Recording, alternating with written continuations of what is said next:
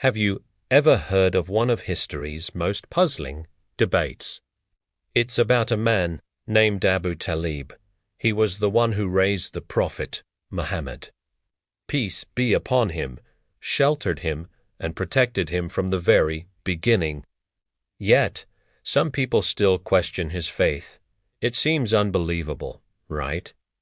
This was the man who stood against the entire tribe of Quraysh, who defended the messenger of God until his very last breath. How could anyone say he wasn't a true believer?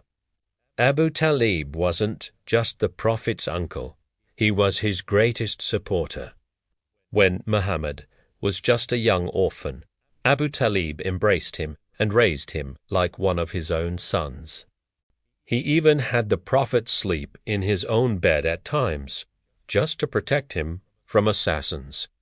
He knew with absolute certainty that Muhammad was a prophet. He even declared it in his poetry, saying, "They know that our son is never a liar, firm in our faith." Unmoved by the false claims of fools, these are clear words. He testified that the Prophet was truthful, not some poet or magician. Back then, in Makkah, speaking a single word against the powerful Quraysh could cost you your life. But Abu Talib never showed any fear. He never backed down and never compromised on God's religion. Remember when the Prophet and his followers were boycotted and trapped in a valley? It was Abu Talib who gathered his family and declared, "We stand with Muhammad, even if all of Quraysh stands against us." For 3 long, grueling years, they endured hunger and hardship, but he never left the Prophet's side for a single moment. Anyone who knew Makkah at that time knew that Abu Talib was one of its most powerful leaders. A single word from him could make Quraysh tremble. Yet, he sacrificed all of his influence, his wealth, and his comfort for the sake of God. If he wasn't a believer, why would he endure such immense suffering for a prophet? How could he, on his deathbed, give this final instruction in his will, "O sons of Hashim"? Support Muhammad and remain steadfast in his religion. Some biased writers have tried to cast doubt on his faith, but they can't erase the evidence. The Prophet himself said, "Quraysh never hurt me in any way I disliked until Abu Talib passed away."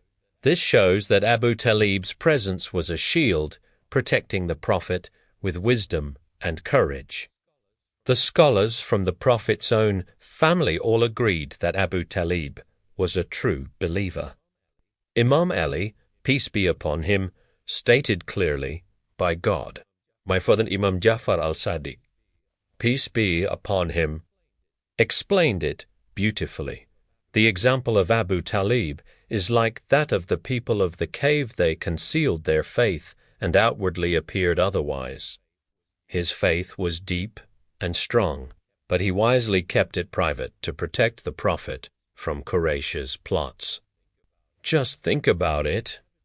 If Abu Talib had openly declared his Islam from day one, Quraysh might have killed both him and the Prophet in a single night. But with his strategic wisdom, he kept his faith hidden, preserving the life of the messenger of God until the message could grow strong enough to triumph. When Abu Talib passed away, the Prophet wept for him deeply.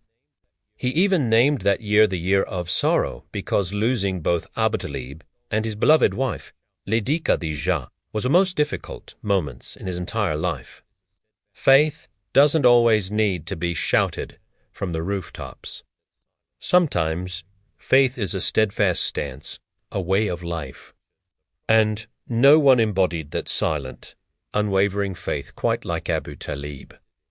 He nurtured the prophethood when it was young, protected it when it was vulnerable, and defended it when it was surrounded by enemies.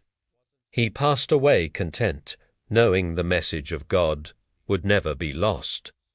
Abu Talib wasn't just some historical figure. He was the pillar upon which the early mission stood. Without him, the message might never have made it to Medina. Any fair-minded person can see that Abu Talib, wasn't he, just a believer? He was the believer of Quraysh, the one who believed in the Prophet before almost anyone else and supported him long before any armies were formed. So, let's remember Abu Talib with the honor he deserves. He stood firm when others were afraid. He supported when others turned away, and he died a believer, content and accepted by his Lord. Thanks for watching.